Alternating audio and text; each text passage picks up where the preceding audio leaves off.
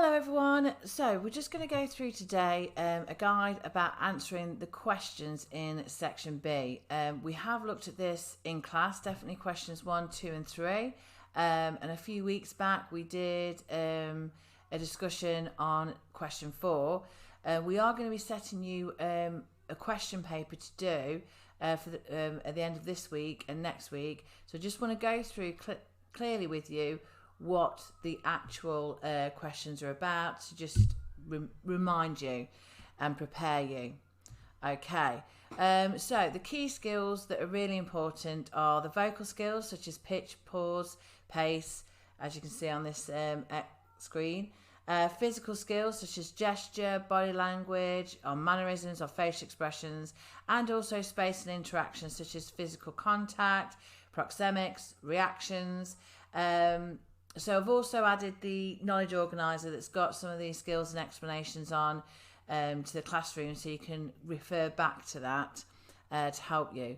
Okay, so first of all, when you are looking at section B, you will be given an extract from the play Noughts and Crosses. So the first thing to do when you come to section B is read the extract. Okay, take your time to read the extract and think about what is happening in the extracts that's given, what has previously happened. Now, in the exam, you will have a copy of the play. I know you guys have got scripts at home, or there are the script on the Google Classroom as well. So you need to look at the script and just check, where is this scene taking place? What has happened before? Okay? Because that's really crucial to understand that. And think about, who are the characters in this extract? What is their relationship at this moment? What are the objectives in the scenes? And they're the first sort of things to be thinking about. But read the extract and make sure you really know what is happening in the scene and where you're at in the play. So when you look at question 4, and I'll start with this one because it is worth the most marks. The first thing to do is, it will ask you, you are playing the role of, for example, maybe Seffi, how would you interpret the character and how would you use your skills to perform her? Okay, so the first thing to do, whichever character you're given, is to explain your interpretation of that character. So who is this person? What is their personality? Where are they in their character arc? Okay, so for Seffi, we know she's a cross. She's got a good education. She comes from a rich family. Her dad's the Deputy Prime Minister, so that's who she is. Personality-wise, she can be very strong-willed. She likes to stand up for what she believes. And when it talks about the character arc, it means that actually characters develop throughout a play. Now, actually, at the very start of the play, we see that Seffi's quite naive. You know, she thinks that there could be a chance for her and Callum. She thinks that actually maybe things might change if she fights for it.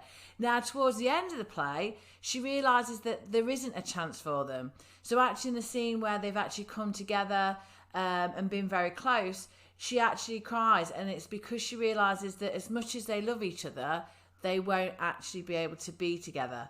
So actually, where are they in their character arc? Where are they in their development? She becomes less naive and a bit more hardened from life experiences. Callum becomes a lot angrier throughout the play because of all the death and all the events that have happened.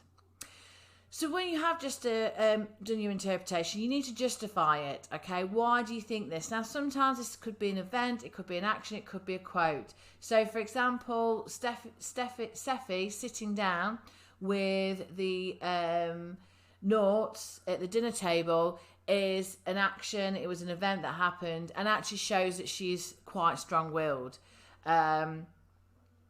When she says the quote, "Oh, don't say it's us Noughts and you Crosses, it's like we're in two different worlds," that kind of shows her naivety, because for Callum, they are separate and he realises that, but Seffi doesn't. So we get clues from the events and actions that happens and what people say about their person to give us clues about their personality.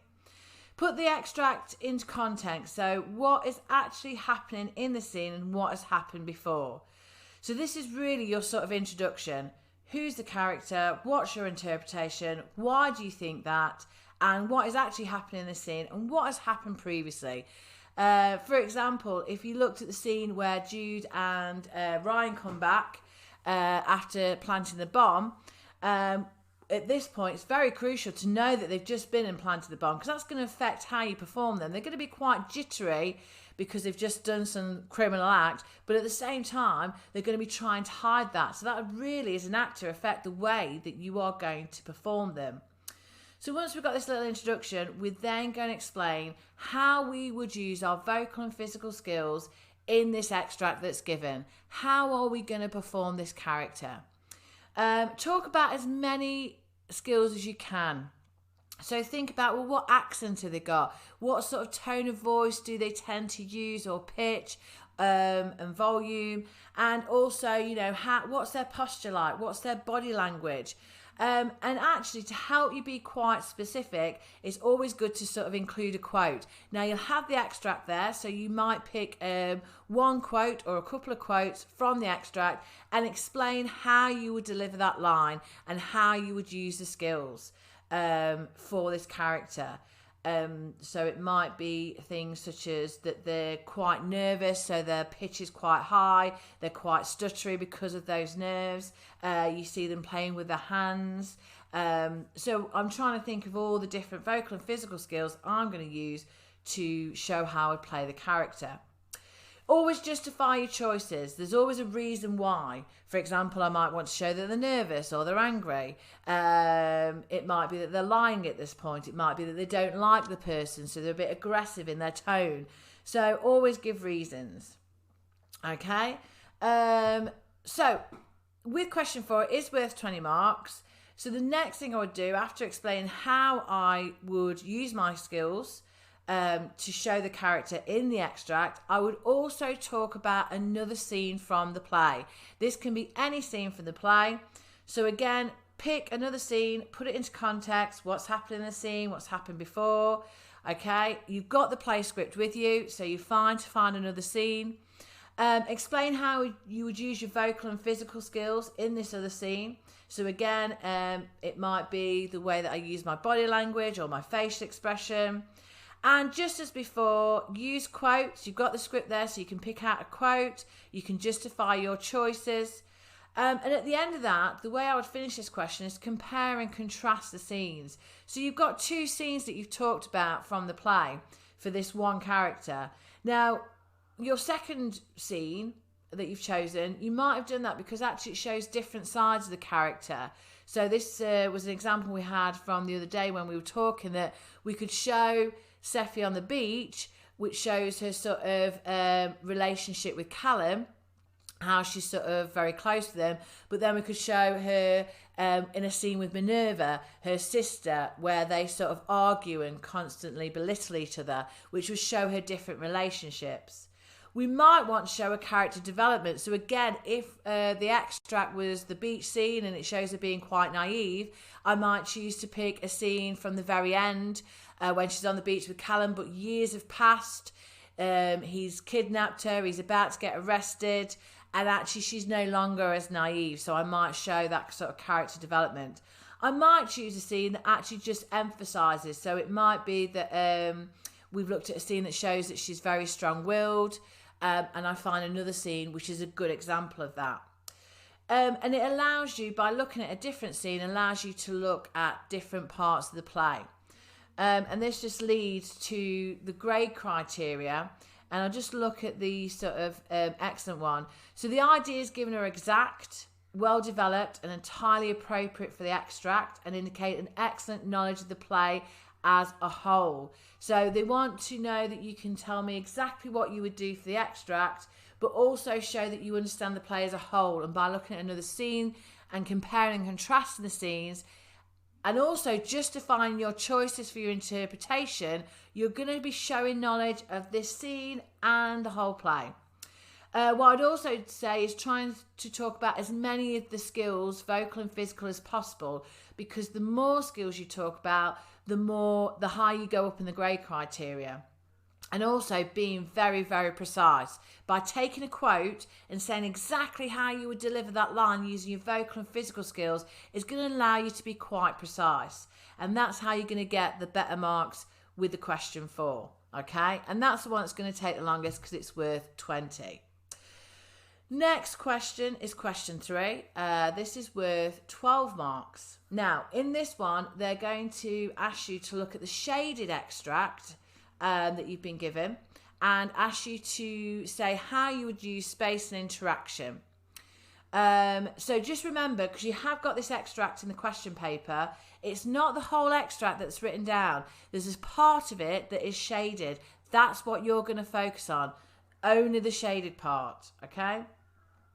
What I want you to do is actually work through the shaded part line by line, talking about how you would move and how the other actor would move. You'll notice in the question it will say you are playing the role of Sephi. Explain how you would stage the scene using space and interaction with the other actor. So I would talk about I would as if I am the actor being Sephi. So work through it line by line. So start off, you've got to think about where this actually, again, it's about putting the scene into context. So this shaded extract. So what's happened just before? Where are they stood? So I need to clearly, because remember the examiner's got to imagine this, where are the characters currently stood? And where are they going to move in the space? So this is a focus about space and interaction. So again, whether they get closer to each other or further apart, maybe they make physical contact, maybe they don't, maybe they use eye contact or break eye contact. But although it is very much about space and interaction, you can also think about vocal and physical skills, because that does still show our interaction. So for example, if I do get closer to somebody in the space, but I turn away from them and I cross my arms, that use of body language is interacting with them. It's sort of saying, I'm not listening to you, I'm not interested. Okay? So the fact that actually I might use my gesture to reach out to somebody and make that physical contact shows that maybe what I want to do is get their attention or show my affection. So you can also talk about vocal and physical skills within this. As ever, justify every choice. Why do you get closer? If I'm Sephi, why do I get closer to Callum? Is it to show that I want him to listen to me? Why do I put my hand on his shoulder? Is it because I want to show that I care? Okay? If I turn away and break eye contact, is that to show that Callum's upset me?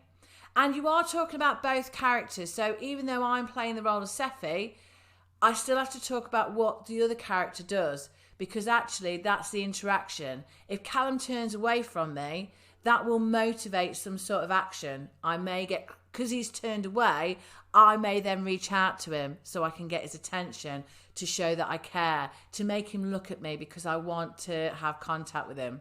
So it's very important to talk about the movement of all the actors in the scene, although you are focusing on the character you're playing. Question 3 will always have something within the question that they want you to focus on. So if we think about the example of when we were looking at the bathroom scene, it asked you how you would move the characters. You're playing Lola. How would you and the other characters move to create a sense of ganging up? And it's very important that you always refer back to what the question's asking you. It might be to show a sense of ganging up. It might be to show the sibling rivalry, if it was Jude and Callum and the two brothers. It might be to show a relationship. So make sure you read the question. What is it they want you to show? And make sure you keep referring to that in your justification. If they want me to show Sephi's love for Callum, I probably will make more physical contact with him. I will try and get closer to him. If I'm trying to create a sense of ganging up, I may use levels and have Lola and Dion higher and over Sephi, because that's going to create a sense of them ganging up. So always remember the question. And again, try to be detailed and specific. I think if you work through the shaded extract line by line, we can imagine it. This is where the characters start. This is where they move to. They do this on this line and that on that line. And I can visualise. As the examiner, I can start to visualise them actually moving around the space. So be detailed and specific so we can understand that. Again, looking at the grade criteria, it's looking for the explanation to be exact and well developed and entirely appropriate to the brief in the question. As I said, if it says, give us a sense of ganging up, and you don't even mention that, you are dropping right down, because you've got to make sure you reference what the question is asking you. And again, the more precise you can be, the more the examiner can imagine it, and you justify every little movement, that is where you're going to get the higher marks. Okay. So we then go to question 2. This is the one that will give you a line from the extract and ask you to say how you would perform it using vocal and physical skills. Okay, it's worth 8 marks. Again, very simply, put the line into context. So what has happened just before the line is said? And you need to be thinking about and talking about what the character is, what are their emotions, what is their objective, and what is their subtext.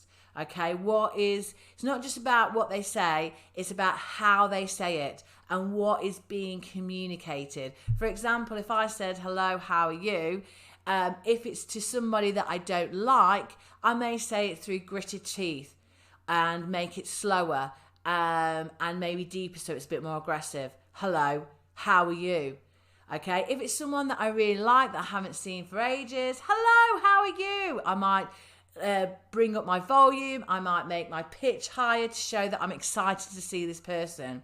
So you've really got to think about who is the character, what do they feel, what is it, what's underneath what they're saying. Is it excitement to see somebody? Is it a dislike for them? And as well, take the sentence that you've been given and work through it bit by bit. How there might be a simple word at the start that you're going to say quieter and get loud at the end. You might pause somewhere. You might want to, you might fold your arms or look away.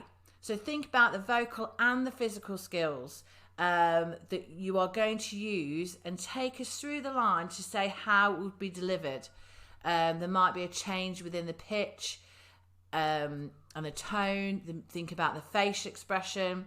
So don't just say about how you would say it, because actually as actors, we don't just say it. Our faces are working, our bodies are working. We would think about our facial expressions and body language, and our gestures. So think about all of those aspects. You have to be really quite specific. And again, justify your choices, because actually you're doing this for a reason.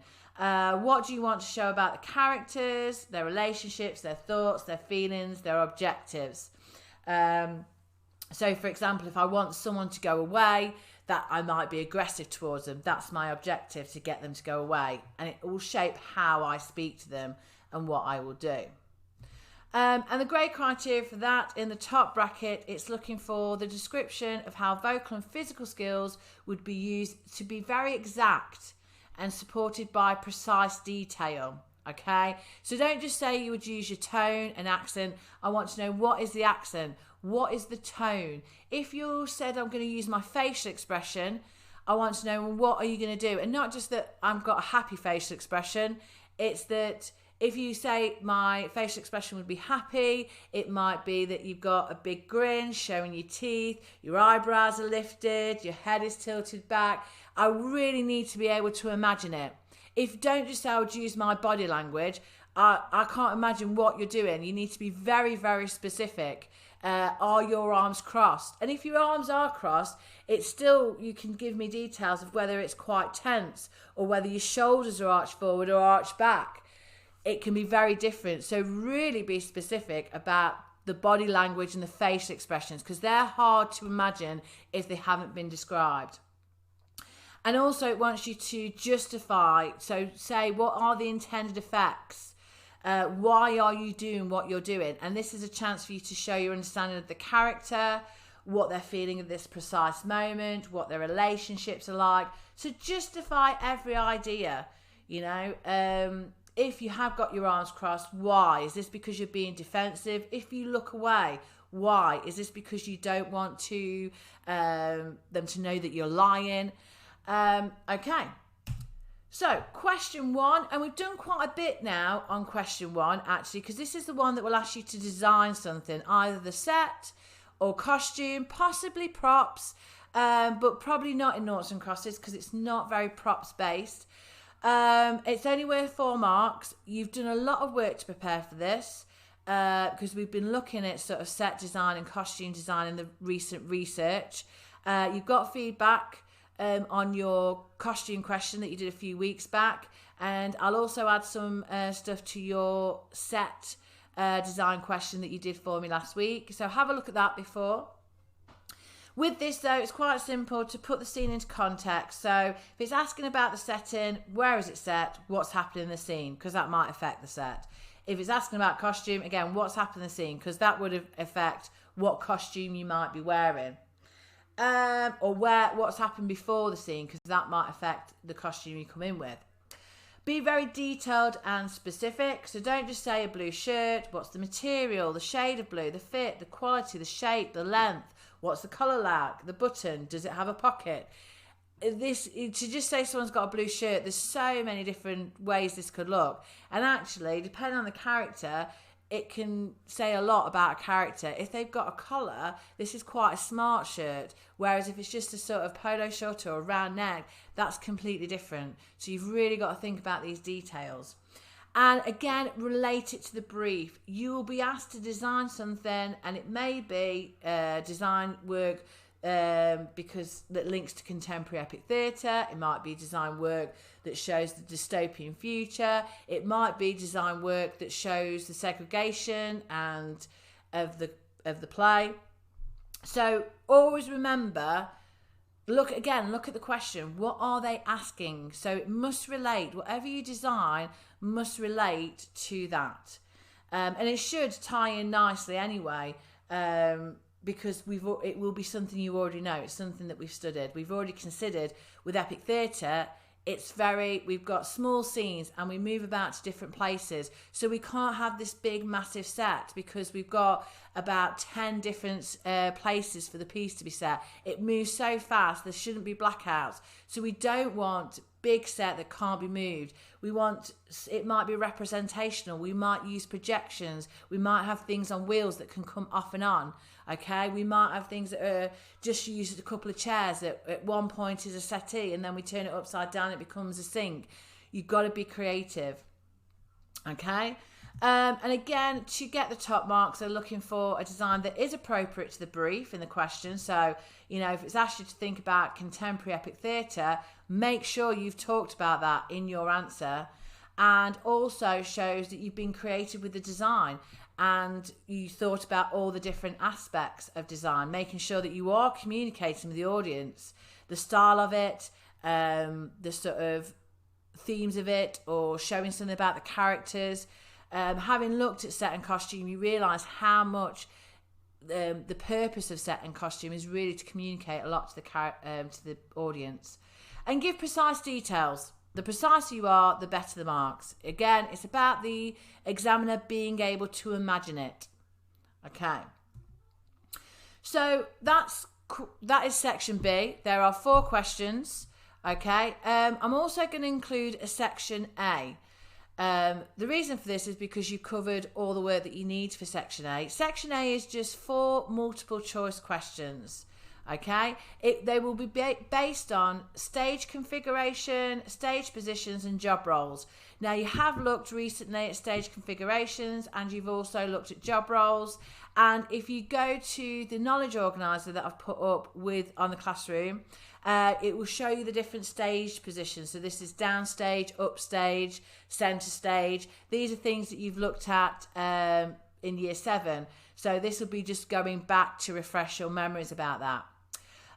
Just to say, when you are doing the exam, be clear which question you're answering. So there's questions 1, 2, 3 and 4. You only need to write the letter because it's multiple choice. You'll have A, B, C, D as a choice.